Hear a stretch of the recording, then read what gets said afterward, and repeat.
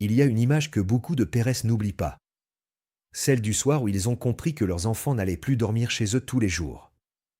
Pas parce qu'un juge avait décidé qu'il était de mauvais pères. Parce qu'il n'avait pas su montrer qu'il était de bons pères au bon moment, devant la bonne personne. La garde des enfants après un divorce n'est pas une question de sentiment. C'est une question de preuves. Et ces preuves, vous devez les réunir avant l'audience, pas pendant.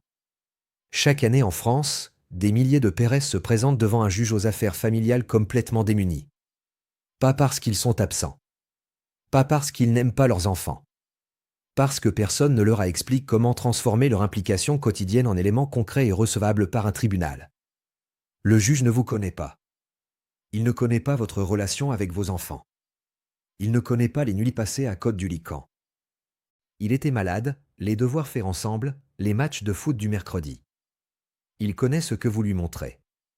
Et ce que vous lui montrez dans les semaines qui précèdent l'audience déterminer ce qu'il décide pour les années qui suivent.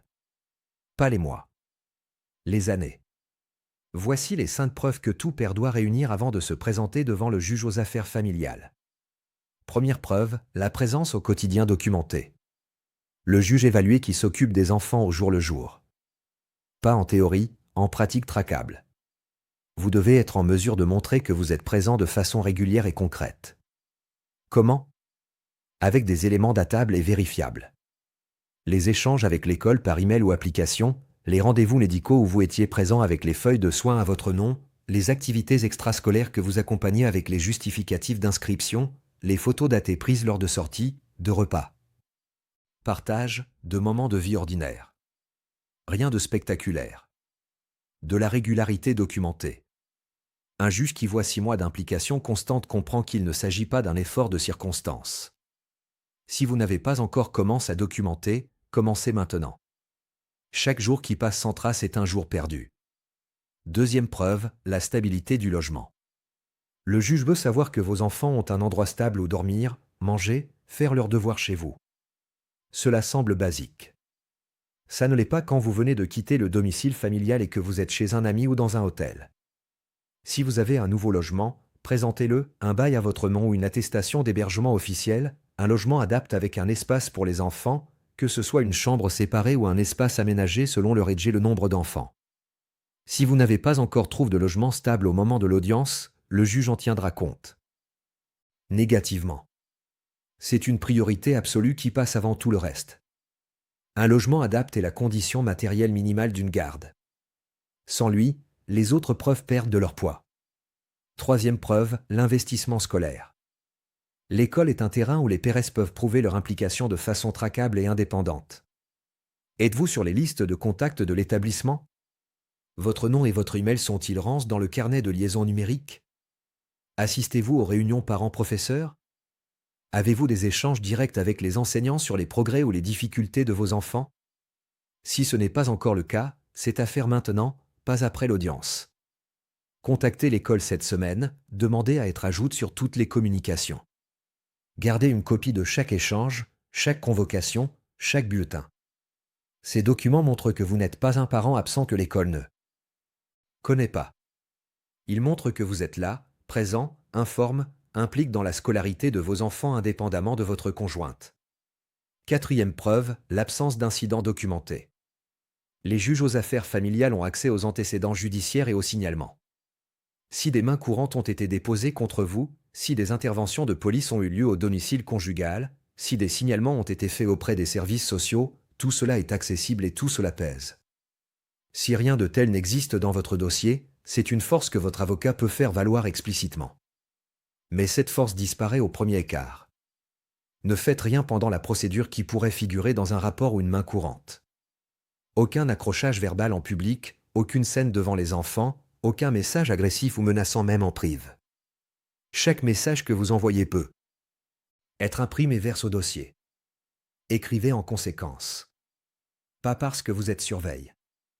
Parce que votre comportement pendant cette période est une preuve en lui-même. Cinquième preuve, votre organisation concrète. Un juge réfléchit toujours à la faisabilité de ce qu'il décide. Si vous demandez une garde alternée ou un droit de visite élargi, êtes-vous en mesure de la tenir logistiquement ? Vos horaires de travail le permettent-ils ? Avez-vous un système de garde pour les périodes où vous êtes indisponible professionnellement? Qui prend les enfants le matin? Qui les récupère le soir? Quel est votre plan en cas d'imprévu, de maladie, de dérangement professionnel? Préparez une note claire et réaliste sur votre organisation quotidienne. Le parent qui arrive avec une organisation concrète, réfléchie et crédible inspire confiance. Celui qui dit qu'il va s'organiser, sans savoir comment, n'inspire pas la même chose. Une précision importante. Ces 5 preuves ne servent pas à accabler l'autre parent. Elles ne servent pas à montrer que votre conjointe est une mauvaise mère. Un juge qui perçoit une stratégie d'attaque réagit mal. Ces preuves servent uniquement à montrer qui vous êtes en tant que père. Elles servent à rendre visible ce que vous faites déjà mais que personne ne voit parce que vous ne l'avez jamais formalise. Le juge n'est pas là pour décider qui a tort dans votre couple. Il est là pour décider ce qui est le mieux pour vos enfants. Et ce qui est le mieux pour vos enfants, c'est un père présent, stable, organise, capable de prouver que sa place dans leur vie est réelle et constante. Il y a aussi une dimension psychologique à aborder. La procédure de garde est épuisante émotionnellement. Elle dure des mois. Elle implique des rendez-vous chez l'avocat, des échanges tendus, des moments d'attente. Beaucoup d'hommes s'effondrent dans cette période non pas par manque d'amour pour leurs enfants, mais par manque de préparation mentale.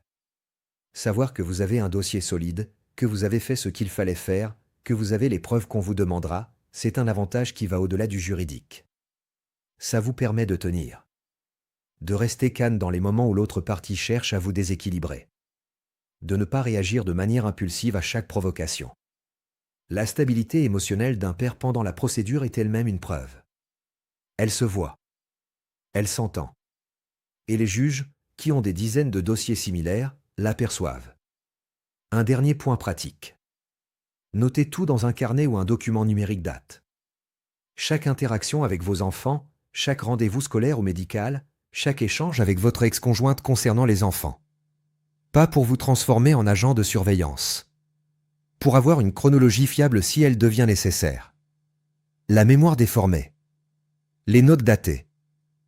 Elles ne déforment pas commencer maintenant. Pas la semaine prochaine. Maintenant.